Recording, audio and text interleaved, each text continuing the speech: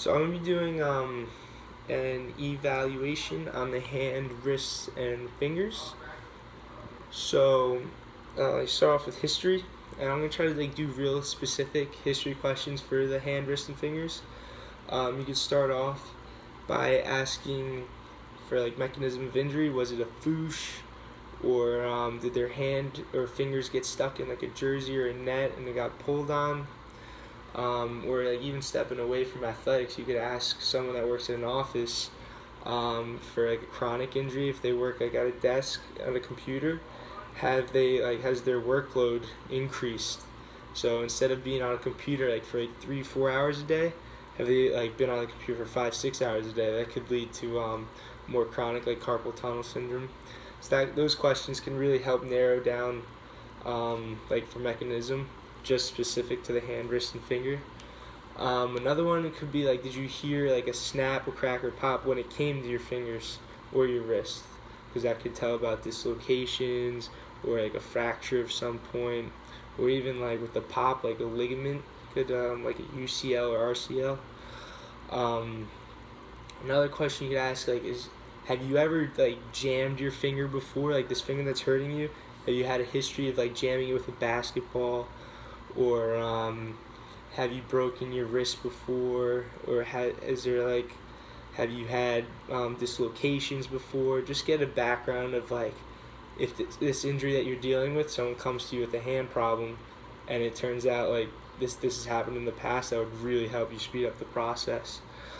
So those are questions like mechanism, and so after we ask some specific history questions, we can move on to observation. So for that, you're gonna look for ecchymosis or edema, just discoloration or anything, and then you could also look into the joint, see if you have any effusion in the joint there, any deformities. And as you're looking at deformities, you want to look at the alignment of the joints. So when you look at the alignment, you want to do that bilaterally, because I don't know, my fingers are crooked. But if I look at them together, it's oh, that's how they are. And then after you look at that bilaterally, I'm doing it right now. So after observation, you can look at posture of the hand, and so then after observation, we move into our palpations. So I'm gonna hold this kind of like that. So for palpation of the wrist and hand, you have your radius, shaft right here, radial head, then your ulna head over here, shaft of the ulna, and then you go into your scaphoid, your lunate, and triquetrum, and your pisiform is floating over that. Then you go up to your trapezium, trapezoid,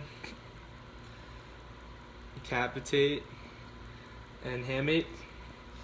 And then you come up to your metacarpals, and then into your phalanges. So that's palpation. And then, also you have your DIP up here, and then IP and MCP. And then for the thumb, you only have DIP and MCP. And then after palpation, you could do range of motion. So range of motion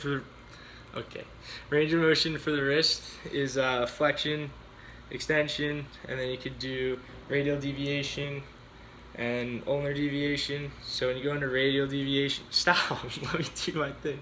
So when you go into radial deviation, you're going to be stressing the UCL, and then when you go to ulnar deviation, stressing the RCL, and then I'm not doing that one, I'm going to save that one. So then for fingers, you have adduction and abduction coming apart, the thumb, or you can flexion, extension, and then for the thumb, you have adduction, abduction coming apart, flexion, extension, and then opposition. Just go through it. And then after your range of motion, you could go into special tests. So for the wrists, you could do Allen's sign. So that is where, what? I'm not getting, what? So you hold pressure here, and you want to stop blood flow going to the hand. I'm not going to hold it for the whole minute, but you'd hold it for the whole minute, and then release, and you'd see like a venous return. So that's what we would test there. You could also do valgus and varus stress tests. So you can do valgus right here to stress that UCL, varus, stress RCL, and you could also do that with the fingers. Can you see me kind of? Mm-hmm. So you can do valgus coming in here, and then varus. For that DIP. You do Phalines, where he's holding the camera, but you go like this for carpal tunnel. And then Finkelsteins for deeper veins. Tenel-San. Tenel-San. Where's Tenel-San? You tapping. Oh yeah, with the hammer for carpal tunnel. So you're just going like this. Like I'd have like the reflex hammer, and then you see if there's any pain or if anything with that. Watson's test. You'd press on the scaphoid, and then you'd have them flex. We start in ulnar deviation, press up on the scaphoid, and have them flex and radial deviate. And then so that the scaphoid moves or there's pain that causes like a fracture or a dislocation. And then now we have dermatomes and myotomes.